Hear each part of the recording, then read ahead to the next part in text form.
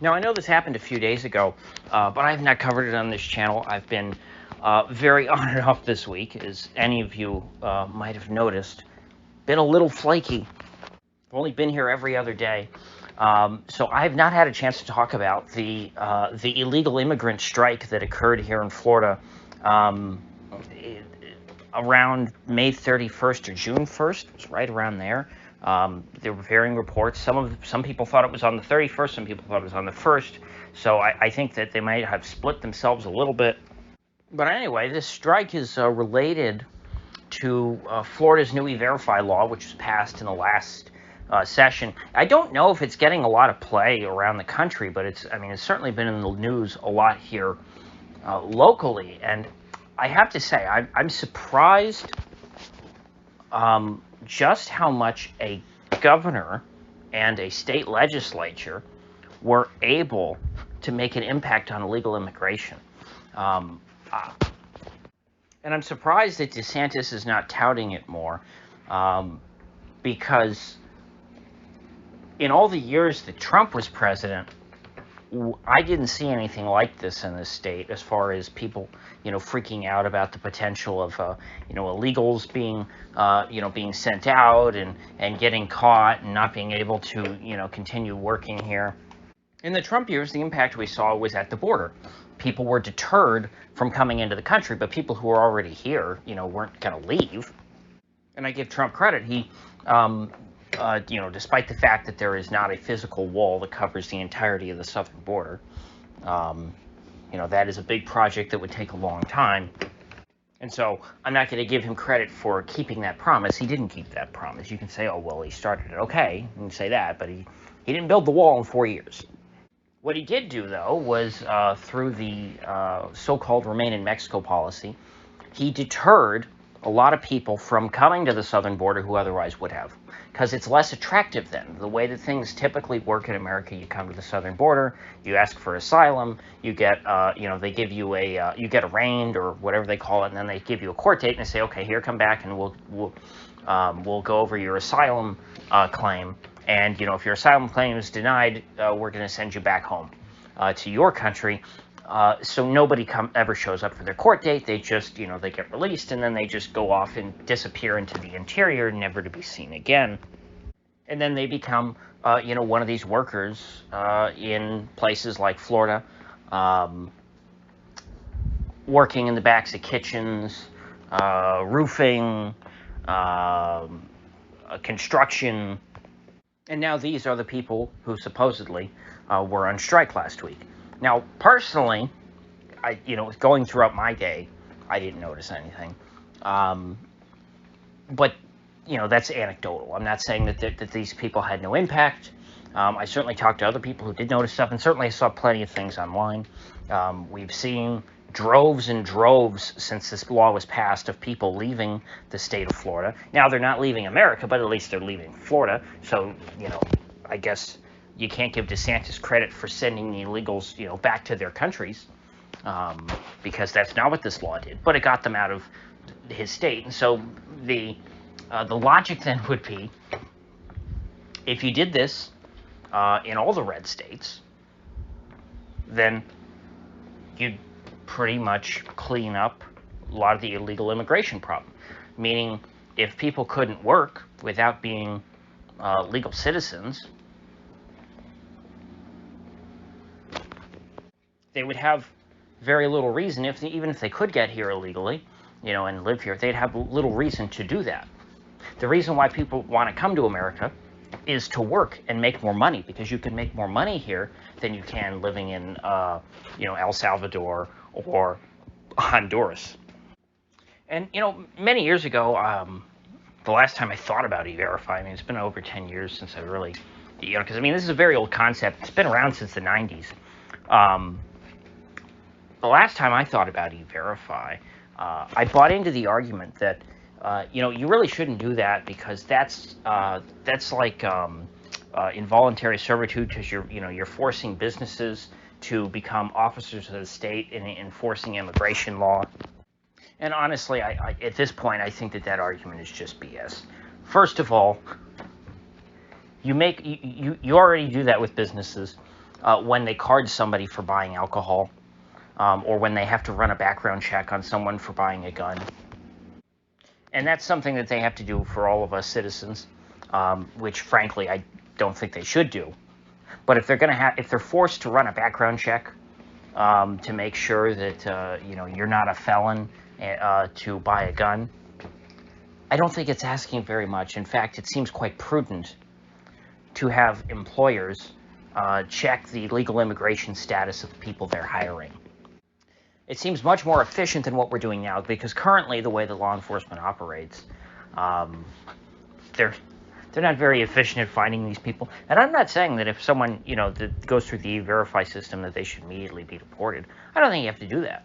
I don't know if maybe that is the procedure, but I think it's just enough of a deterrent of, hey, I can't employ you if you're not here legally, and so you didn't pass the E-Verify thing, so, no job. I think that's enough of a deterrent of people not to come here if they can't find work, because that will limit them to, just working under the table. And then the response to that will be, yeah, it'll force them to work under the table for cash, and they'll be exploited because they're not going to have a lot of options, and so they won't make as high a wages. It's like, oh, they're not going to make as high a wages. You mean like if they were back living in their own country, so there's less incentive for them to come here because they're not going to make as much money as they otherwise would without E-Verify in place. And so what I see here is these are ways of nudging people into not cutting the line as far as immigration goes, and not surging the borders with more and more people.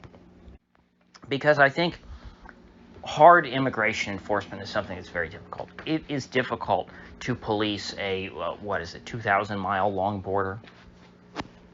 That's tough. It is hard to go and round people up who are in the interior of the country and deport them. You have to find them, and you have to arrest them, and then you got to put them on a plane. All that costs a lot of money. If you can just disincentivize these people from coming here, then you don't have to worry about it. At least not as much. You see, they'll deport themselves. That's what's happening in Florida right now. There are all these massive job openings now for low-wage work because these illegal immigrant workers have said, gosh, I'm worried if I fail an E-Verify test that I'll get deported. And so maybe you do need the threat of deportation behind E-Verify in order for people to. But still, if the E-Verify is in place, they're not going to be able to work anyway. So eventually they'll have to move somewhere else to find work. But anyway, these people, they're flooding north now. They're getting out of Dodge. I've heard stories of restaurants now, having to cut certain shifts because they don't have enough, they don't have enough kitchen staff. And, these things will be remedied in time. The labor market will adjust. And I've only seen the negative side of this. I've seen a lot of people who are very much on the pro-illegal immigrant camp bemoaning what's been going on here and saying how terrible this is. Look, all the illegals are leaving. Our society, we're going to lose so much cultural enrichment. But I haven't seen the right celebrating this at all. They just kind of seem to be ignoring it or don't know that it's happening, which I find odd. I mean, I thought immigration was a big issue for right-wingers. I thought they wanted to get rid of the illegals. Well, this apparently seems to be getting the job done surprisingly well. Maybe it's a combination of, the most passionate people on immigration are in the Trump camp, and if you brought this up, it would be seen as an accomplishment of DeSantis. And DeSantis, since he has more institutional support, all of the institutional Republican support is, going to go to him because he's not Trump. And those people tend to be much more pro-illegal immigration, and so they don't see this as a positive thing for Ron DeSantis, so they don't really want to mention it. Just like the DeSantis donors and things don't want DeSantis talking about abortion and the heartbeat bill, because DeSantis signed a heartbeat bill also this session in Florida, so we're the same as like Ohio and where else? Texas, I think, is heartbeat, and I forget all these places. It's pretty sensible. I don't, it's not extreme. It's not outlawing abortion. It's far from that. It's far from outlawing abortion. But any restriction on abortion, is now seen as right-wing extremism, according to the donor class. I think that the Republican donors want every Republican candidate to essentially just take the Ralph Northam position of saying, hey, I mean, even after the kid is born, we can't rule, we can't argue with a woman's right to choose. You should just set the fetus on the table, keep it comfortable, while the woman and her doctor have a conversation. Heck, why isn't DeSantis himself touting this? Shouldn't this be a good thing in a Republican primary when you're trying to run against, Mr. Immigration Hawk, Donald Trump? That's his whole, I mean, that was his bread and butter in 2016. That was his biggest issue. We got to get illegal immigration under control. All these illegals are taking our jobs. Well, look, the illegals are leaving their jobs. These jobs are opening up now for domestic workers. I mean, could it be that this isn't true? Is it really all anecdotal and the left is just blowing it out of proportion? I don't know. Obviously, we don't have official stats on illegal immigrants because they're so-called undocumented. But there seems to be an impact. And I wonder if this impact will be felt electorally. I've always been torn on the issue of illegal immigrants voting, and to the extent that they do it. Now here in Florida for I forget how many years, now we have voter ID, which I would think has put a stop to that for the most part, because the illegals that I've known, they don't have ID, they don't have driver's licenses. That's part of the problem with hiring them for certain positions, is that, even if you hire them to do the work, you have to hire a white driver to drive them around, which gets a little inefficient. But depending on how big a crew is and what kind of work you're talking about, and what the business is, sometimes it can make sense to have essentially a white driver who's dead weight when it comes to actually doing the work. But if he gets the illegal workers from job to job, it balances out. The point being, any of those guys who don't have driver's licenses, they're not going to be able to go in and vote. What are they going to do? Get a fake ID to vote? I don't think a fake ID would work for voting anyway, since they scan it and they swipe it through the system, make sure you're a real person. In fact, even this week, now that I think about it, even amongst the people that I talk to, on a daily basis or weekly basis, I have not heard any right-wingers that I know bring this up even. It's been either I've brought it up to them and said, hey, you guys see anything about this? Or it's been, a lefty person I know bringing it up and saying how terrible it is.